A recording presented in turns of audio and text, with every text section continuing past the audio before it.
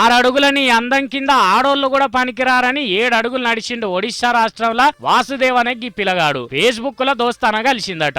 నేను ఆడిదాన్ని కాదు, ఆడి రూపంలో ఉన్న మొగోన్ని అవయవాలు మార్చుకొని ఆడివిల్లలాగా మారిన ట్రాన్స్జెండర్ నని ముందుగానే చెప్పిందట ఈ మేఘన.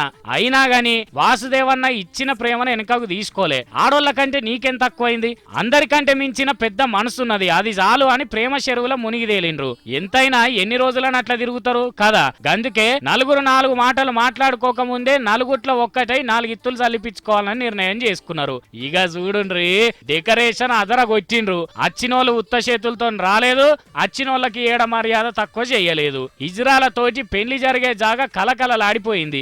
ఒక్కొక్కల అందం చూసి చుట్టుపక్కల వాళ్లకు కండ్లమంటేసింది అనుకో రాదుండ్రి. ఇగో వీళ్ళంతా ఎవరి కోసం వెయిటింగ్ అనుకుంటున్నారు? పెళ్లి పిల్ల మేఘన కోసం. అగో రానే వచ్చింది. సిగ్గుతోటి ఎంత ముద్దుగా కొడుతున్నది. అబ్బా, నాకు దొరకకపోయి ఎంత మంచి పెండ్లామని వచ్చిన వాళ్ళ చాలా మంది లోపల గులుక్కున్నారట. ఇక పిల్లగాన్ని తీసుకొచ్చే ముచ్చట. ఎదుర్కొనుడు కాని నుంచి బామ్మర్దులు భావన ఎత్తుకపోయేదాకా ఏం తక్కువ చేయలే పెళ్లి పిల్లగాన్ని. ఇక పెండ్లి పీటల మీద పిల్ల మేఘన చూడుండ్రి, సిగ్గుతోని తలకాయ దించుకొని ఎట్లా కూస్తున్నదో.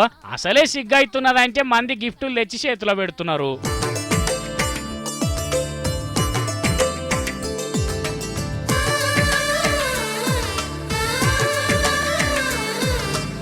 వాళ్ళ దిక్కు అట్లనే మొత్తుకుంటారు.